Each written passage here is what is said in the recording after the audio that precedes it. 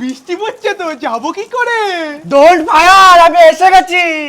ভাবলাম একটু শান্তিতে ঘুমাবো, তাই না বাড়িতে পড়াতে চলে এসেছে শালা বিদ্যাসাগরের নাতি। মন তো চাই সুপারি দুটো চেপে ফাটিয়ে দিই। হ্যাঁ হৃদয়, পুটপুট করে কি বলছিস? বই পড়ছি। আর সামনে তো পরীক্ষা। আরে হ্যাঁ, পাস করানোর দায়িত্ব আমার। এমন ভাব করছে পরীক্ষার খাতায় গিয়ে উনি উত্তর লিখে দেবে। চুপ কর।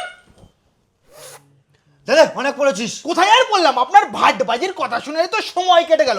দিন দিন এবার পড়বো। ছুটির টাইম হয়ে গেল, তাও তো এখনো পড়া হচ্ছে না। দামানাল কাকে বলে? হ্যাঁ বৌদি, চাঁদে গিয়ে পৃথিবী থেকে না গিয়েছিল, তো পৃথিবীতে সূর্য খসে গেলো, সূর্যের সাথে পৃথিবী খসে গেলো, কালপুরুষ হলো, কালপুরুষ থেকে তারা হলো, তারা থেকে তারা ছিল, বৌদি চাঁদ থেকে পৃথিবীর উপর আগুন ফেলে দিল, দেশটা জ্বলে। তাকে দাবানালু বলে। কি বললি? কিছুই তো বুঝলাম না। তুই বল। একটা ছেলে করে তাকে জামানল বলে। নাটক করছিস তোরা? কি হয়েছে? আমরা কি বলছি স্যার কিছুই বুঝতে পারছে না। মনে হয় নেশা করে এসছে। কাল তোরা পড়তে আয়।